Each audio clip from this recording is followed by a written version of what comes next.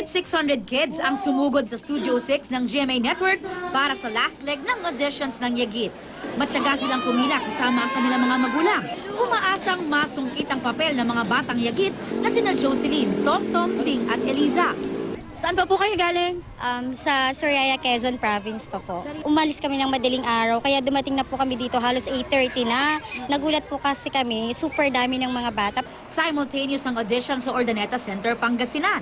Ang mga batang Pangasinense hindi rin nagpahuli. Ang mga nakalusot sa round 1 ng auditions, nakaharap ang direktor na si Gina Alahar. Ang mga chikiting, kanya-kanyang pasiklaban sa acting. May mga kuntodo costume pa at props.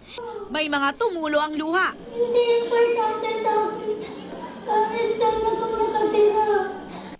Tila deja vu nga raw para kay Direk Gina ang mapanood ng mga batang nag-audition dahil naranasan din daw niya ito noon. Sa dami ng talented kids, ngayon pa lang daw, nahihirapan na silang pumili. Makikita mo na meron sila, na merong something is happening inside.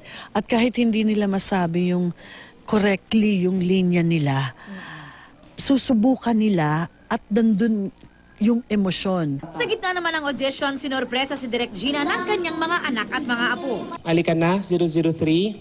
Catalina! Sobrang tuwari ni Direk Gina nang ang apo niyang si Catalina sinubukan ding mag-audition.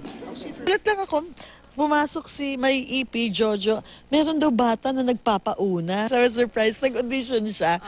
Kasi sa bahay pinag-uusapan namin yan eh. Sabi ko, you want to audition? Sabi niya, I will try. But of course, ano naman yun? Of course, wala siya sa edad.